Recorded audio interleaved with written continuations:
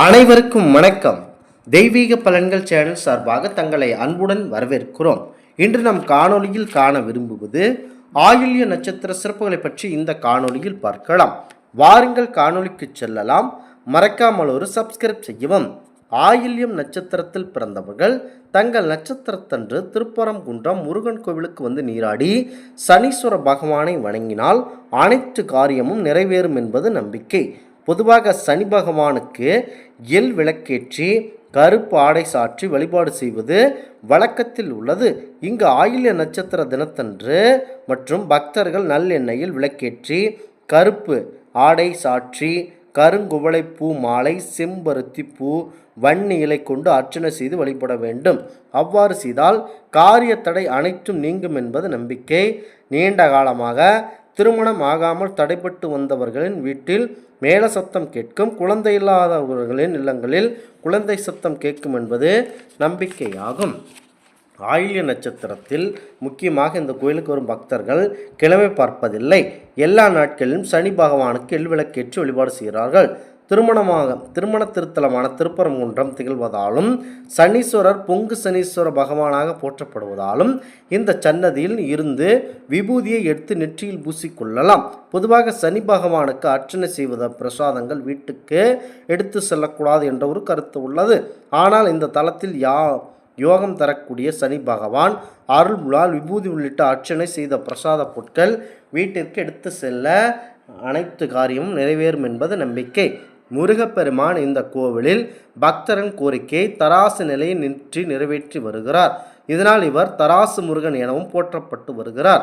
முருகனின் அருளை பெற சனீஸ்வரன் இங்கு சந்தோஷமான நிலையில் அமர்ந்து பக்தரின் விருப்பத்தை நிறைவேற்றுகிறார். முருகன் கோவிலில் சனீஸ்வரர் உள்ளதால் இவர் ஆயில்ய நட்சத்திரத்தின் அதிபதியாக இருக்கிறார். இந்த கோவிலுக்கு வந்து சனி பகவானை வழிபட்டு சென்றவர்கள் தங்களின் பெரும்பாலான கோரிக்கைகள் உடனுக்குடன் நிறைவேற்றி உள்ளதாக தெரிவிக்கிறார்கள். 7 வாரம் 9 வாரம் தொடர்ந்து சனி பகவானை வழிபட வேண்டும். அவ்வாறு வழிபட்டு வந்தால் இடைப்பட்ட காலத்தில் தடைப்பட்டு வந்த திருமணம் உடனே கைகூடி உள்ளது. குழந்தை வரம் வேண்டி 7 வாரம் வழிபட்டு வந்த நேர்ந்து கொண்ட பக்தர்களுக்கு அவர்களுக்கும் வருகிறது. அவர் 5 வாரம் கோயிலுக்கு வந்து வழிபட்ட உடனேயே கைமேல் பலன் கிடைக்கிறது. அவரின் குழந்தை இல்லாத குறை நிவர்த்தியானது.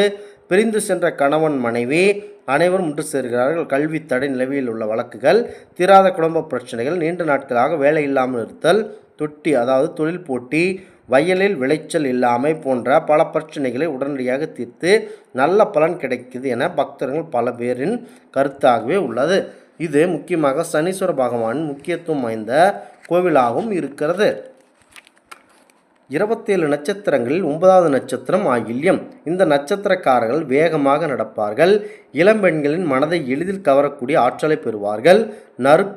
நன்கு அறிந்தவர் போல உறுதியாக பேசுவார்கள். தன் தாய் தந்தையரை பாதுகாப்பவர். தன் பகைவரை எதிர்த்து பேசுவார்கள். என்ன கஷ்டம் வந்தாலும் பொறுமையுடன் செயல்படுவார்கள். தன்னை சேர்ந்தவரிடம் சிநேகமாகவும் பாசமாகவும் இருப்பார்கள். ஆயில்ய நட்சத்திரம் வசிஷ்ட கோத்திரத்தில் பெண் நட்சத்திரம் ஆகும். இதன் உருவம் பாம்பு போன்றது. இதன் ஆதி பரம்பர் நாளிகை 86 விருட்சங்களில் புன்னை மரமாகும். மிருகங்களில் ஆண் பூனையாகும். திசைகளில் கிழக்காகும். பஞ்சபூதங்களில் நீராகும். உடல் உறுப்புகளில் காதுகளாகும். ராட்சகணம் தாமச குணங்கள் நாட்களிலேயே கீழ்நோக்கு நாளாகவும் உள்ளது.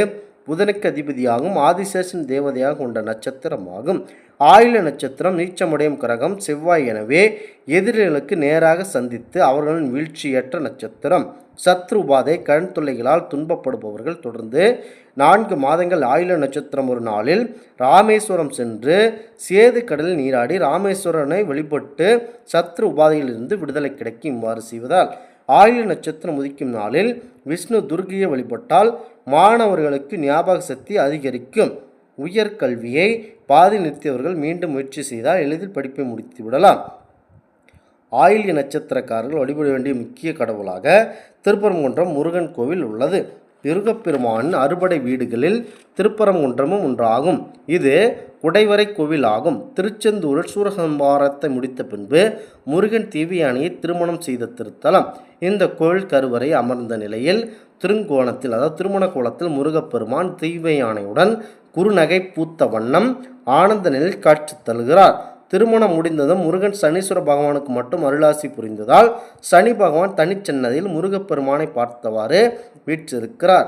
இங்கு வரும் பக்தர்களுக்கு முருகப்பெருமானுடன் அவரும் சேர்ந்து அருளாசி புரிகிறார் என்பது நம்பிக்கை. பெரும்பாலான கோயில்களில் அவர்களுடன் சனீஸ்வர பகவான் வீற்றிருப்பார். இந்த கோயில் சனி பகவான் மட்டும் தனிச்சன்னதியில் வீற்றிருப்பது இந்த கோயிலுக்கு மேலும் பெருமை சேர்க்கிறது. இங்கு சனீஸ்வர பகவான் சகல பாக்கியங்களையும் தரும் பொங்கு சனீஸ்வரராக வீற்றி பக்தர்களுக்கு அருளாசி வருகிறார். முருகன் கோவில் சனீஸ்வர சன்னதி இருப்பதால் ஆயில்ய நட்சத்திரக்காரர்களுக்கு இது உரிய நட்சத்திர தலமாக விளங்குகிறது. இந்த ஆன்மீக தகவல் உங்களுக்கு பிடித்து இருந்தால் தெய்வீக பலன்கள் சேனலை கண்டிப்பாக சப்ஸ்கிரைப் செய்து கொள்ளவும். மீண்டும் ஒரு நல்லதொரு காணொலியில் உங்களை சந்திக்கிறோம். நன்றி, வணக்கம்.